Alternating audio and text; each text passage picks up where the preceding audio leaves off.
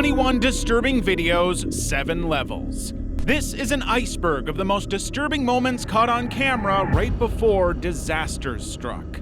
We'll start with the eerie incidents and slowly delve into the truly ominous moments that are not easy to see. Let's start at the tip of the iceberg. Level 1. Car crashes into animal clinic. On Wednesday morning of March 15, 2017, Noah's Ark Animal Hospital's day began as usual. 2 staff members were managing the front desk and 4 dogs could be seen snoozing on the floor. Then, a loud crash. Without warning, the reception wall burst inward. A customer, in a moment of panic, had accidentally slammed the accelerator instead of the brake, rocketing through the building. The crash hit so hard that the office manager who had been standing near the wall was thrown across the room and pinned beneath debris, unable to move. But even amidst the shock and confusion, the staff and clients didn't hesitate and immediately rushed to help her. By some miracle, the office manager managed to crawl out from under the wreckage, visibly shocked and shaken but unharmed. And then a client asked, "Are the dogs okay?" Are the dogs okay? And that's when a realization struck. The dogs were nowhere to be seen. The hospital staff and some of their clients then searched through the dust and debris for the 4 dogs that had been lounging peacefully only moments earlier. 2 were found trapped under the pile of drywall and broken cabinets, while the other 2 were rolled over by the car, but miraculously unscathed. Just as the tension seemed to ease and relief began to set in, another threat emerged. One of the staff noticed a whiff of smoke coming from the wreckage. A damaged electrical wire had sparked a small fire and quickly lit up. Fortunately, one team member immediately grabbed a nearby fire extinguisher and was able to put out the flames before they spread, preventing what could have been an even greater disaster. The clinic owner later confirmed that both staff members and all 4 dogs were safe. Structural damage was significant, but parts of the building remained intact. Coachella Valley truck accident. It was an ordinary morning in Coachella Valley on July 10, 2025, 6:51 a.m., when out of nowhere a semi-truck suddenly lost control, veering into oncoming traffic.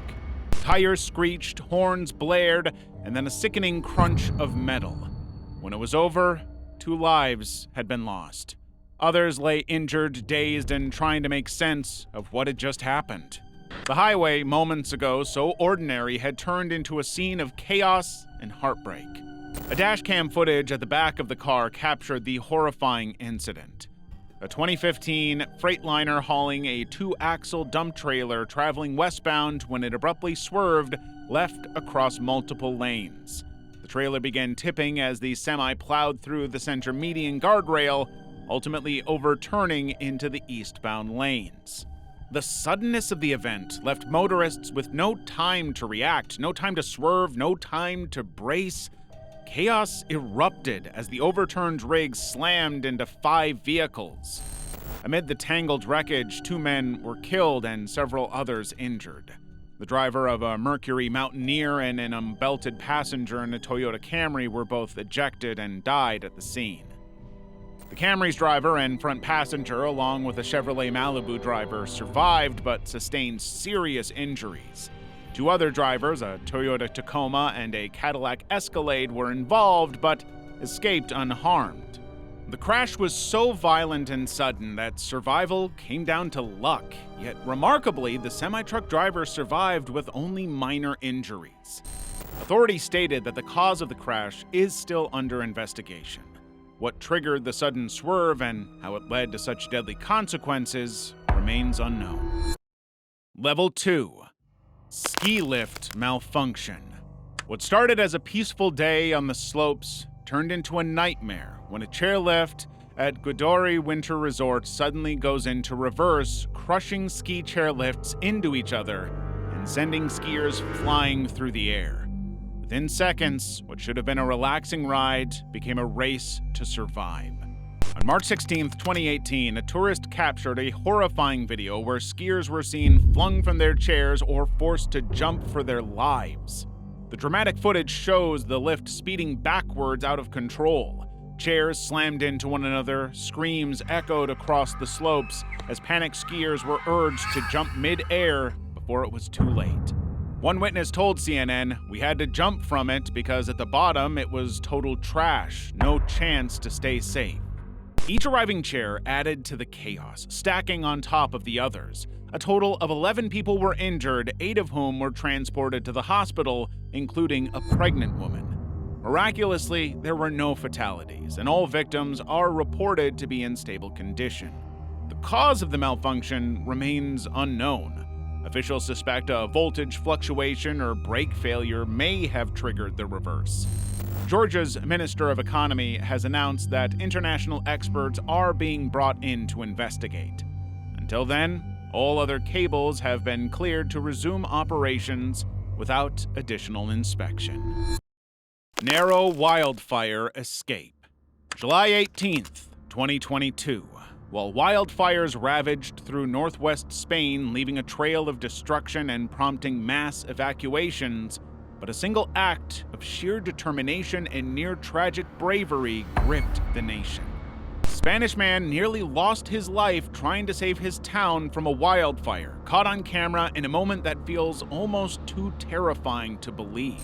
As the fire came closer to Tabara, 50-year-old Angel Martin Anjora refused to run to safety. Not out of recklessness, but out of love for his community. He then made a desperate attempt to protect his town from the fast-approaching inferno. Anjora climbed into his excavator and began digging a trench.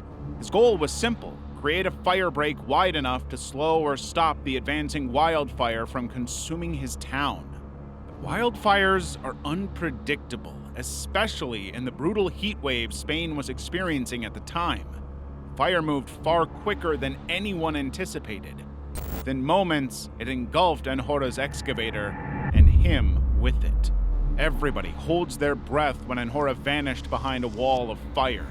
Anjora stumbles out, clothes in flames, slapping at his burning pants as he runs for his life. He falls, gets up, and keeps going, his clothes reduced to charred rags. Anjora sustained serious burns during the escape. Emergency services treated him on the scene with basic life support before airlifting him to the nearest hospital. The incident is just one example of the deadly wildfires sweeping across Spain. In Zamora province alone, 2 lives were lost in 2 days: a 62-year-old firefighter and a 69-year-old sheep farmer, both overtaken by the flames. Before we continue, make sure to hit that subscribe button for more disturbing content like this one. Let's go to the next level. Level 3. Attempted kidnapping. On June 29th, 2025, a terrifying scene unfolded in St. Augustine's smoke store parking lot, and it was all caught on camera. A man violently dragged a woman toward a dark gray pickup truck, his arm wrapped around her neck in a chokehold. The woman's screams for help pierce the silence of the lot as the attacker forces her closer to the open truck door. In a desperate struggle, the woman manages to escape his grip and bolts out of frame. The suspect gives chase, but the footage cuts off before the outcome is seen. The victim was an 18-year-old store employee identified only as Emma. She said that the suspect allegedly stole merchandise from the store, and when she confronted him, he shoved her out the door, dragged her from the premises, and forced her toward a dark gray pickup truck in a chokehold. Emma recounted the terrifying moment, her voice still shaken, "So I froze up a little bit, and then he just pushed me out the door and put me in a chokehold, dragged me out to the truck, and tried to shove me in." He pushed me into the door and then pushed me out of the store and then grabbed me and tried shoving me into his truck. Emma fought her attacker fiercely, drawing the attention of a nearby citizen. This witness quickly came to her aid and called 911, prompting the suspect to abandon his kidnapping attempt and flee. Police later confirmed the suspect, Theodore Michael Tundidor, 31, was arrested. Tundidor is now facing multiple felony charges from the St. Johns County Sheriff's Office, including kidnapping, robbery, and grand theft auto. The Florida Fish and Wildlife Conservation Commission later added charges of driving under the influence and fleeing and eluding after officers spotted him driving recklessly. Authorities and netizens praised Emma's bravery in the face of such danger, telling Emma did everything right in that situation. However, the store owner had a different reaction. Emma was fired. Great White Station Fire. February 20th, 2003. It was supposed to be a typical Thursday night of loud music, drinks, and 80s rock nostalgia. 462 excited people packed into the Station nightclub in West Warwick, Rhode Island to see Jack Russell's Great White Band take the stage. It was a night that felt like any other until it wasn't. At 11:07 p.m., the lights dropped. The band launched into their first song, and then the sparks flew. Literally. The band's tour manager, Daniel Bichelle, set off a small indoor pyrotechnic display. The effect had been used before, but this time, something went wrong. Horribly wrong. The sparks ignited the foam soundproofing near the stage. Cheap polyurethane sheets tacked to the wall and ceiling caught fire immediately. At first, the crowd cheered. They thought it was part of the act, but it wasn't. Within 30 seconds, flames were racing up the walls, black smoke poured from the ceiling. Jack Russell, the lead singer, turned from the mic and muttered, "That's not good." But it was already too late. The fire alarm blared 40 seconds after the flames started, and people ran for their lives. The club had 4 exits, but most attendees rushed for the front entrance the same way they came in. That door was at the end of a narrow hallway, and it quickly became a death trap. Bodies jammed the passageway as dozens tried to push through at once. Some stumbled, others fell. Victims piled atop each other in a tangle of limbs, smoke, and screams. Just 90 seconds after the fire began, the inside of the station became uninhabitable. Toxic smoke choked the air and visibility dropped to 0. Those who hadn't already escaped were trapped. Most of the 100 fatalities occurred right there, feet from the exit, killed by smoke inhalation and suffocation in the crowd. Adding to the horror, the entire tragedy was caught on film. Within 6 minutes, the entire building was engulfed in flames. The roof collapsed, walls caved in. Firefighters arrived quickly but were met with chaos, smoke, and screams. Survivors staggered outside, some with burns, others in shock. The air reeked of melted plastic, scorched flesh, and death. By 1:30 a.m., the fire was out, but 100 lives were gone, including guitarist Ty Longley and beloved local DJ Mike the Doctor Gonsalves. 230 more scarred. The fire sparked national outrage. Michelle, the band's tour manager, would eventually plead guilty to 100 counts of involuntary manslaughter and serve time in prison. The club owners also faced charges.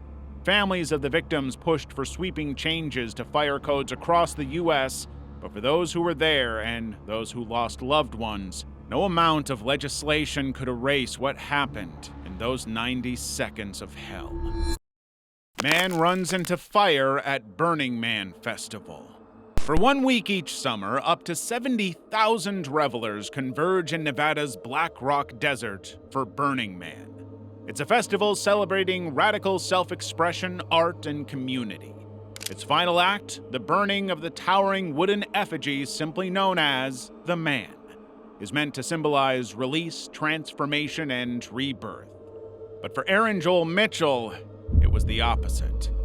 The night of September 2nd, 2017, during the climax of the week-long celebration, Mitchell, 41, suddenly broke through 2 layers of security and ran straight into the inferno. In front of thousands, as flames engulfed the 40-foot-tall structure, Mitchell sprinted into the fire. The shocking moment was captured on video as he vanished in the blaze. Firefighters rushed to help, but the collapsing wood and debris burning from the effigy made it harder for them. By the time crews pulled him out, Mitchell had suffered devastating burns. He was airlifted to the UC Davis Medical Center burn unit in Sacramento, but he died earlier the next morning. According to the report, Mitchell had no known history of mental illness. He wasn't under the influence of alcohol at the time, though a full toxicology report was still pending. His motives remain unclear. for his family, he was a kind-hearted husband, brother, and friend. However, this wasn't an isolated incident. Similar tragic events have occurred at such festivals before. In 2014, a man named Christopher Wallace did the same thing at a Burning Man spin-off event in Utah. He had openly spoken of taking his life before charging into the fire. Following Mitchell's death, Sunday's scheduled burns were put on hold for a bit, but the temple burn, another deeply symbolic ceremony, still went forward as planned. Level 4. Plane drops from the sky into Sao Paulo neighborhood. What would you feel if you suddenly saw this? A passenger plane spiraling from the sky and going down in your neighborhood. That was the terror Capella residents witnessed and captured on their cell phones seconds before a plane came crashing down near their homes. On Friday, July 26, 2024, Vopass Flight 2283 left Cascavel in southern Brazil, bound for Guarulhos International Airport. It was carrying 58 passengers and 4 crew members, but never made it. Roughly 80 kilometers from Sao Paulo over the city of Vinhedo, eyewitnesses noticed something horrifying. The plane wasn't descending normally. It was falling in a flat spin, nose pointed upward with no forward motion. It was as if the plane had simply stalled midair. And then it hit. The aircraft plummeted into a gated residential community, igniting instantly on impact. A fireball shot into the sky, sending thick black smoke above the rooftops. Miraculously, no one on the ground was harmed. Only one home was damaged, and its residents escaped without injury. But unfortunately, everyone on board the plane did not survive. And here's where it gets even stranger. There was no mayday call, no alert, no indication from the pilots that anything was wrong. So what happened? Audio from the cockpit voice recorder painted a grim picture. It captured the pilots discussing ice accumulation and a de-icing system failure, with the co-pilot stating, "a lot of ice," just 2 minutes before the crash. Data from the flight recorder confirmed the de-icing system repeatedly cycling on and off. While not definitively concluding ice caused the accident, investigators indicated it was a significant contributing factor. Space Shuttle Columbia re-entry explosion. It was supposed to be a triumphant return. After 16 days in orbit, carrying out experiments and logging life in microgravity, Space Shuttle Columbia was just minutes away from landing. Families waited. NASA crews stood ready. The weather was perfect. Everything was going according to plan, until it wasn't. On the morning of February 1st, 2003, the skies over Texas lit up with streaks of smoke. A loud explosion can be heard across the neighborhood, and debris crashing down on Earth. The shuttle was gone. What really happened to Columbia? The mission, STS-107, had been delayed for years. When it finally launched on January 16th, Columbia carried 7 astronauts: Commander Rick Husband, Payload Commander Michael Anderson, Mission Specialist David Brown, Kalpana Chawla, and Laurel Clark, Pilot William McCool, and Payload Specialist Ilan Ramon of the Israeli Space Agency, the first Israeli astronaut. But just 80 seconds into launch, something small but devastating occurred. A chunk of foam insulation broke off the external fuel tank and struck the shuttle's left wing. This was actually caught on video, but at the time, no one thought it was a serious issue. Foam had detached before on other missions, and it had never led to a fatal problem. But this time, it did. As Columbia orbited Earth, the crew was completely unaware of the impact and went about their mission. No one told them the shuttle might be too damaged to return. On February 1st at 8:53 a.m., Columbia began re-entry. It was traveling over California over 12,000 miles per hour, 231,000 feet above Earth. That's when the first anomalies appeared. Failing sensors, vanishing tire pressure readings. FYI, I've just lost 4 separate temperature transducers on the left side of the vehicle, hydraulic return temperatures. 4 high return temps? To the left outboard and left inboard elevons. And Columbia, Houston, we see your tire pressure messages, and we did not copy Is it your last. instrumentation, Max? Mission Control reached out. Commander Rick Husband calmly responded, Roger. Flight Max, those are also all. Roger. Columbia, Houston, comm check. And then the line cut out. Houston, UHF, comm check. By 8:59 a.m., the shuttle had begun to break apart over Texas.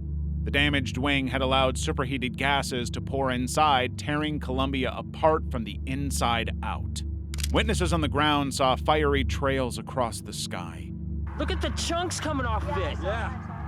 What the heck is that? I don't know. Pieces of debris fell across rural towns, and all 7 astronauts did not survive. In the days that followed, recovery teams found wreckage and remains scattered across more than 2,000 locations in Texas, Arkansas, and Louisiana. 2 search pilots also died in a helicopter crash during the effort. The investigation confirmed what many feared. The foam strike had caused the fatal breach. What hurt even more? The disaster was preventable. Columbia's crew could have stayed in orbit longer or even been rescued had the threat been taken seriously. Columbia's loss was the second and final shuttle disaster after Challenger. In 2011, NASA retired the shuttle fleet, and each year, the 7 souls lost aboard Columbia are honored during NASA's Day of Remembrance. Their names now live among the stars, each one given to an asteroid quietly orbiting between Mars and Jupiter. Armored car evades armed robbers.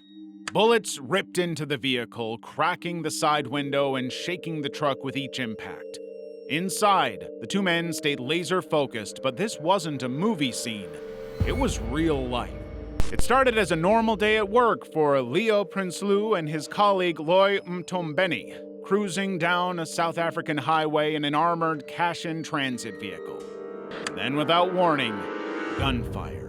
In the dashcam footage, Leo Prinsloo, a retired Special Forces operator, remains calm and alert behind the wheel.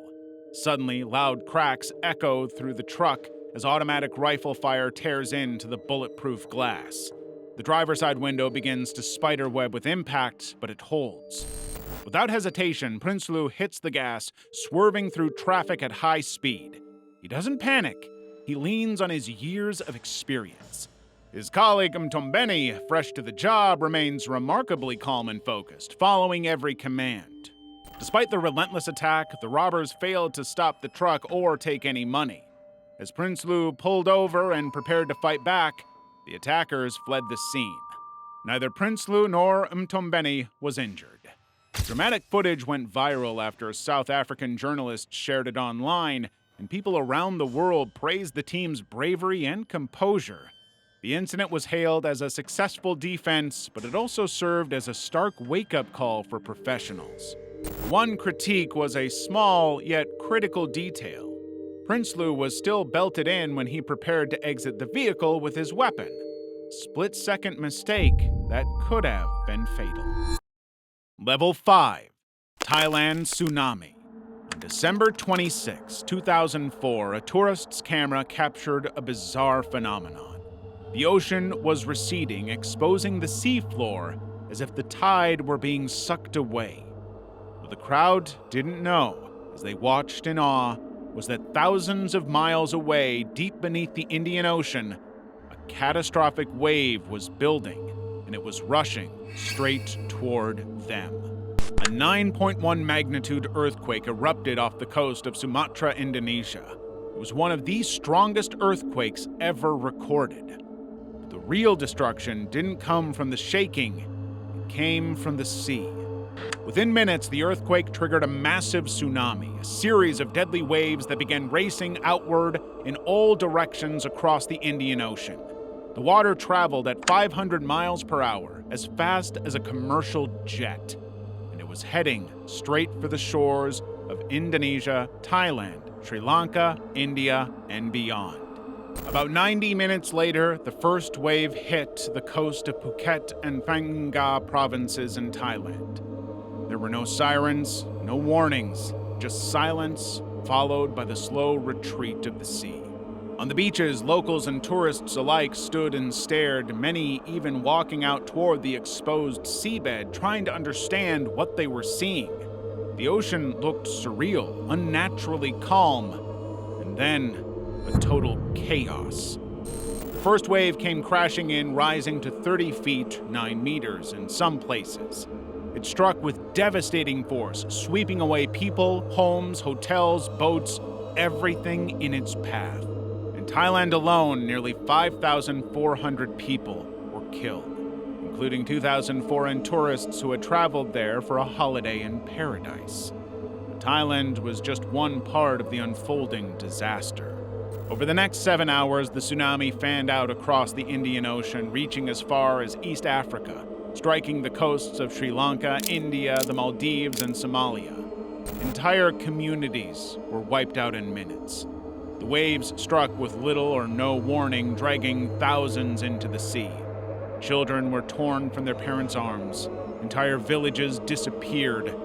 Survivors were left clinging to trees, rooftops, or debris, stunned by the scale of the loss.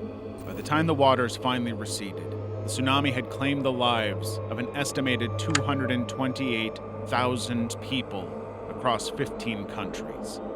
It remains one of the deadliest natural disasters in human history. Christchurch earthquake. On February 22, 2011, at exactly 12:51 p.m., a 6.3 magnitude earthquake struck the heart of Christchurch, New Zealand. It lasted less than 10 seconds. That was all it took to bring buildings down and lives with them. Security footage captured the terrifying moments when the earthquake hit, showing churches and buildings collapsing as a cloud of smoke and dust engulfed the city. One of the hardest hit was the CTV building, which pancaked in seconds, killing dozens inside. Although the quake was smaller than the one that had hit in September 2010, this one was closer to the surface and directly beneath the city center. The ground buckled violently, roads cracked open, entire buildings crumbled as if made out of sand, and chaos began. In total, 185 people lost their lives. Unlike the September quake, which hit in the early morning hours while families were mostly together, this one struck in the middle of the day. This time, people were separated, at work, at school, at lunch. As the earth buckled, a different kind of terror took hold. The frantic, silent question of whether your loved ones were safe. In those terrifying moments, it wasn't always family by your side. It was colleagues, classmates, strangers, pulling each other from rubble, offering water, helping the bleeding and injured. As the hours passed, the city kept shaking. Aftershocks rolled through the evening and the weeks that followed. Thousands were injured, homes were damaged beyond repair, families were displaced. But the people of Christchurch didn't crumble. They comforted each other, pulled strangers from the debris, shared food, and opened their homes. In just 8 seconds, Christchurch changed forever. But what remained was the strength of its people and their refusal to let tragedy define them. Earthquake and tsunami in Japan. On March 11, 2011, a 9.0 magnitude earthquake hit Japan, the strongest in the country's recorded history. For a nation accustomed to tremors, this was an unprecedented shock, but that was just the beginning. What came next would be far worse, and it was all captured on camera. In the minutes after the quake, people stood in streets, frantically calling their families and preparing to head home. But their fears were just beginning.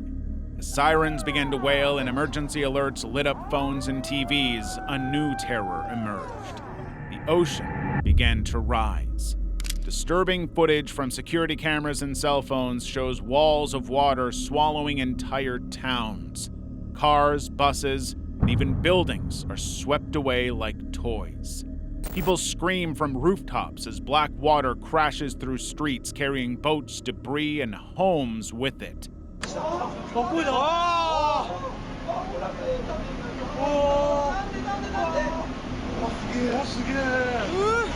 In some places, The waves reached 40 meters high, more than 130 feet. Fires erupted as gas lines broke. Neighbors became unrecognizable. Over 450,000 people were displaced, and more than 15,500 lives were lost. But one coastal prefecture was facing a disaster far worse than flooding. In Fukushima, the tsunami overwhelmed seawalls and flooded the Daiichi nuclear power plant. The massive wave disabled the reactor cooling systems, triggering a triple meltdown. For days, plumes of white smoke rose from the facility as engineers battled to stop the chain reaction. Inside, temperatures soared. Outside, radiation levels spiked. Video footage shows explosions tearing through reactor buildings. Sirens echoed across empty streets as entire cities were evacuated. The Japanese government declared a 20-kilometer evacuation zone, later extended due to radioactive contamination. Within days, seawater around the plant tested positive for dangerous levels of iodine-131 leaking from damaged trenches. What began as an earthquake had now become one of the worst nuclear disasters in history. In mid-April, the nuclear emergency at Fukushima was officially raised to level 7, putting it on par with Chernobyl. Across Japan and around the world, fears of radiation spread.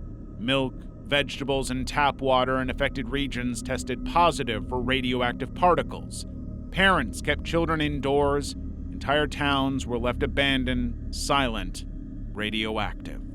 Months later, some residents were allowed to return, but many refused. For them, the trauma and the risk were too great. By the end of 2011, Japanese officials declared the Fukushima reactors had entered cold shutdown. But the damage, both physical and emotional, was done. The disaster became known as the Great East Japan Earthquake and Tsunami, or GEJIT. It changed Japan forever. Yolanda Typhoon. In the early hours of November 8, 2013, a Category 5 cyclone approached the central Philippines. Super Typhoon Haiyan, known locally as Yolanda, broke windows, ripped roofs from homes, washed entire neighborhoods away, and left the city of Tacloban unrecognizable within hours. And no one was truly ready for what was coming. Haiyan developed rapidly over warm Pacific waters, evolving into a Category 5 monster. By the time it slammed into the Philippines, it was packing sustained winds of over 190 miles per hour. Entire towns in its path were flattened. But it wasn't just the wind that killed.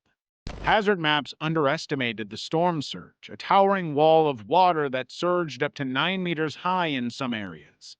Coastal cities like Tacloban were hit head-on. Many drowned before they had a chance to react. Warnings had been issued, but not everyone heeded them. Some underestimated the storm's intensity. Others lacked transportation or simply refused to leave everything behind. And in many cases, the evacuation centers themselves weren't safe, swallowed by the same surge they were meant to protect people from. The result? Thousands were trapped, nowhere to go, and no time left to evacuate. Footage from Tacloban showed the surge crashing through buildings as people scrambled for higher ground, only to find that even the second floor wasn't high enough. Haiyan's winds ripped apart homes, schools, hospitals, infrastructure not built to withstand anything of this magnitude. Walls collapsed, power lines fell, communications went dark. When the winds finally stopped, over 6,300 people were confirmed dead. More than 1,000 were never found, and over 4 million were homeless. Rescue efforts were delayed by blocked roads, washed-out bridges, and airports rendered unusable. Supplies piled up, survivors waited, hungry, injured, grieving. But even amidst the devastation, something powerful remained. People began digging, not for belongings, but for each other. Footage shows survivors helping each other to move debris, sharing food and water, and caring for the wounded. While Haiyan tried to destroy, the people of Samar, Leyte, and Tacloban fought to protect each other. Level 6. Thief gets stabbed. On August 3rd, 2022, Las Vegas, a routine afternoon took a dark turn when two masked teenagers wearing ski masks and hoodies entered a local vape shop. The owner, 22-year-old Johnny Nguyen, was alone behind the counter. What followed was a robbery attempt that was caught entirely on camera, a violent confrontation that ended with one of the teens begging for his life. It was 3:25 p.m. when Nguyen noticed two teens walk into his store, the Soakstrom Smoke Shop, wearing black ski masks. A third stood by the door, acting as a lookout. Surveillance footage shows Nguyen immediately questioning them. "Why are you wearing masks?" he asks, trying to keep calm. Why are you guys wearing masks like that? Say what? But things escalate quickly. One of the teens grabs the tip jar and tries to walk out. Nguyen lets it slide. He even asks them to leave the coins, but before the robbers reach the door, they change their minds and decided to get more. And that's when everything changes. One robber tried to reach over the counter while the other leapt over the counter, charging straight at Nguyen. A split-second decision, Nguyen reaches under the counter, grabs a 3-inch blade, and defends himself. 7 quick stabs. The robber collapses on camera and pleads. Nguyen then dragged the robber in front and calls 911. The wounded teen removes his mask and tells him, "Please don't let me die." Don't let me die, sir. Nguyen later explained he feared for his life because one of the robbers was holding a bag in a way that made him believe they were concealing a gun. When police arrived, the 17-year-old was rushed to the hospital with his condition remaining unclear. As the video of the incident went viral, a heated debate erupted online. While some hailed Nguyen as a hero, others criticized his excessive use of force. A commenter's remark, "You should have used your hands. He didn't even have a weapon," sparked discussion, but legal experts say the situation is more complex. Under Nevada's Stand Your Ground law, the justification for using deadly force hinges on whether the person genuinely feared for their safety, not whether the suspect was armed.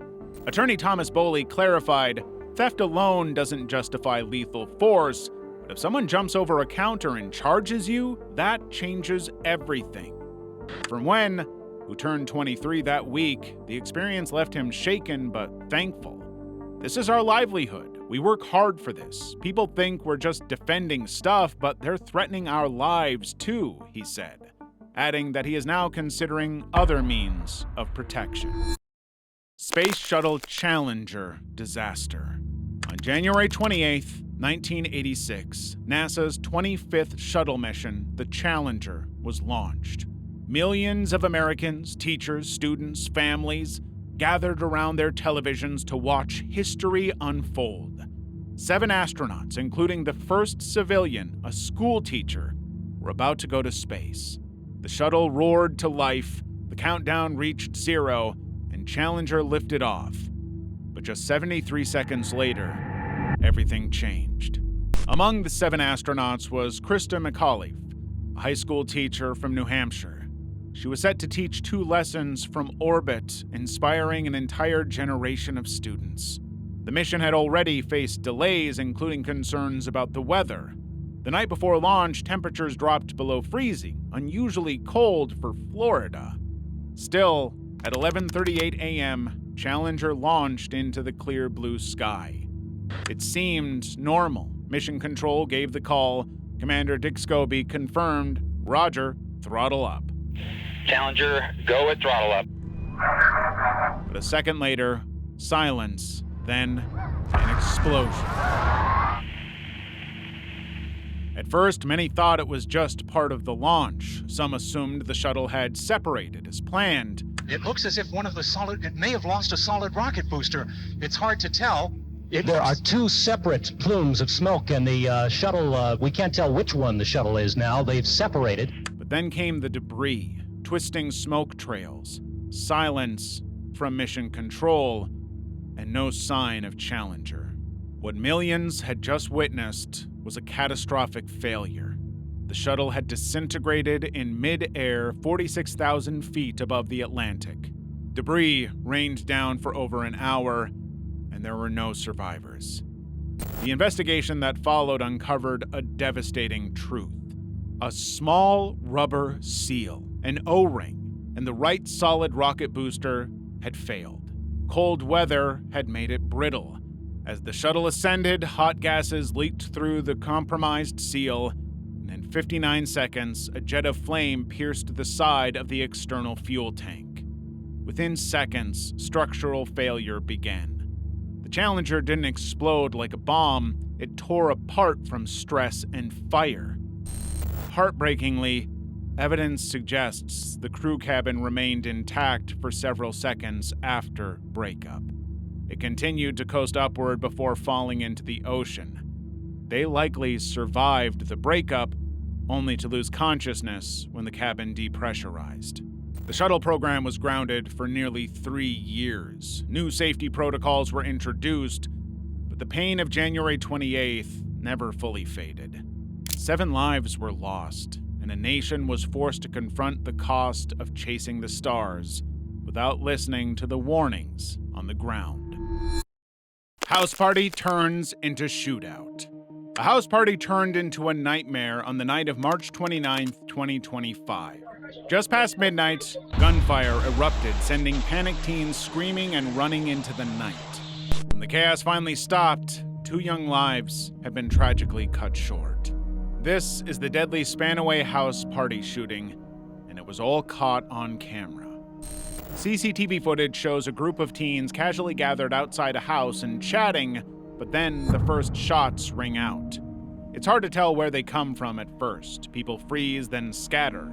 A second later, more shots, dozens, and the quiet street turned into a war zone. Partygoers run in every direction, some dive behind parked cars, others jump into vehicles trying to escape. By the time deputies arrive, bodies are already down. The party was hosted by a 17-year-old girl who had drawn close to 40 teenagers that night. Neighbors began calling police around 10:45 p.m., complaining about the noise. But before officers could arrive, more 911 calls came in, this time reporting gunshots. At 12:29 a.m., deputies finally reached the scene. A 15-year-old boy was already dead, lying in the street. 5 more victims had fled, making their way to nearby hospitals. One of them, a 19-year-old male, died shortly after arrival. According to investigators, the violence began after a fight broke out, spilling from the house into the street. That's when the shooter, a 17-year-old male, allegedly pulled a gun and started firing. But he wasn't the only one armed. Multiple people at the party returned fire, collapsing seconds later. Detectives say the suspect shot first and that others may have fired back in self-defense. The entire block turned into a shooting gallery, bullets tearing through cars, homes, and lives. A 17-year-old and 18-year-old suspect were arrested and charged in connection with the deaths of 2 individuals and the unlawful possession of a firearm. His bail was set at $2 million. The victims ranged in age from 16 to 21.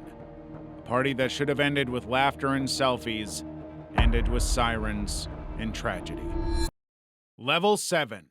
Intense shootout caught on camera. It was a seemingly ordinary afternoon in Tanawan, Batangas intersection when out of nowhere, 2 men started shooting at each other. For residents, what unfolded was a scene straight out of an action movie, except it was all real and was caught entirely on camera. On March 22nd, 2016, 2 cars pull into the intersection, a beige sedan and a red vehicle. They go their separate ways, but stop. Suddenly, a third car, a white SUV, appears and halts right in the middle. And that's when chaos began. The drivers of the beige sedan and red car step out from opposite sides of the SUV and open fire. In broad daylight, bullets fly across the intersection as drivers duck for cover. A white SUV caught between the shooters freezes in place, its occupants trapped, wait in terror for the gunfight to end. The 2 men circle the SUV, firing relentlessly. One of the passengers somehow managed to get out and run. The next second, the red car driver was hit and collapsed to the ground. The shooter stopped to reload, then started firing again. 2 more people tried to escape, but the gunfire just started up all over. The video shows the wounded man on the pavement trying to crawl away, but it was too late.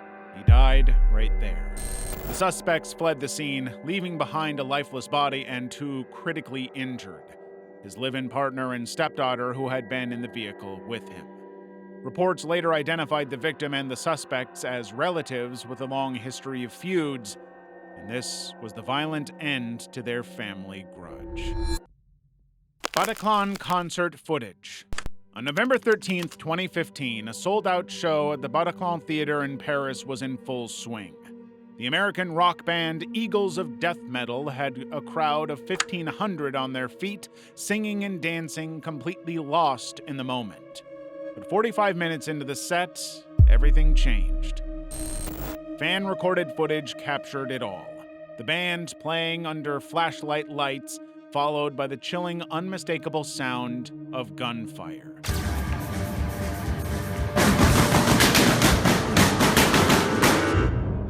At first, the audience thought the noise was just part of the show, like a firecracker or a sound effect. Then, they see people falling. Panic sets in, screams erupt, and surge toward the exits. Outside, people spill into the streets. Some run, some crawl, some drag the injured, leaving trails of blood across the pavement. One woman is filmed clinging to a second-story window ledge, dangling by her fingertips, desperate to survive. Inside the venue, the true horror is just beginning. 4 gunmen had entered the theater with automatic weapons. They opened fire into the crowd indiscriminately. Witnesses described it as a bloodbath, a slaughterhouse. Trapped concertgoers tried to play dead, others crawled under bodies hoping to be overlooked. Outside, police and special forces began surrounding the building. Inside, the attackers moved to the balcony and opened fire from above. One victim recalled the gunmen shouting, "We are avenging our brothers in Syria." By 1:20 a.m., security forces launched a full-scale operation. Gunfire echoed into the night. When it was over, 90 people inside the Bataclan were dead. The attackers, 3 of them, died during the final confrontation. The Bataclan attack was part of a larger coordinated operation across Paris that night. Cafes, restaurants, and even the National Stadium were all hit. In total, 130 people were killed across the city. But it was the Bataclan that delivered the most haunting images of bloodied floors, lifeless bodies, and survivors clinging to ledges, hoping to make it out alive. Air India plane crash. It should have been a routine flight, but just 40 seconds after takeoff, the world's deadliest airline disaster of the decade was captured on camera. On June 12, 2025, Air India flight AI-171 lifted off from Ahmedabad's Sardar Vallabhbhai Patel International Airport bound for London. With 242 people and nearly 100 tons of fuel on board, the aircraft lifted off the runway. Just 40 seconds after takeoff, everything went wrong, marking the first fatal crash in the Dreamliner's history. The CCTV footage shows the jet lifting off smoothly, then suddenly stalling. Within seconds, the aircraft plunged nose first into a residential area, slamming directly into a medical college campus. A fireball consumed the building. Eyewitnesses described a deafening boom, then chaos. Flames erupted from shattered walls, wheels embedded in the dining hall, uneaten lunches still on tables, now surrounded by twisted metal and charred bodies. The only sound left was screaming. Inside the college dining room, students had just sat down for lunch when the fuselage tore through the walls. 34 people on the ground, gone. 241 passengers and crew, gone. All except one. Seated in 11A, Vishwar Kumar Ramesh was the sole survivor passenger in the crash. He was thrown clear of the wreckage and walked away with only minor injuries. How did T survive when no one else did? And why did the plane drop from the sky with no warning? Investigators recovered both black boxes within hours, but preliminary data remains inconclusive. The flight reached only 625 feet before vanishing from radar. A Mayday call was issued seconds before impact, but that was the last transmission. As fire crews battled the blaze, images emerged. Smoke rising from the hostile rooftops, airplane wheels protruding from dorm walls, survivors covered in ash stumbling through debris. This was the first ever fatal crash of a Boeing 787 Dreamliner. It was also one of India's deadliest aviation disasters in recent memory, and yet no one knows what happened. If you're still looking for more disturbing content, why not check out the previous volumes of this video?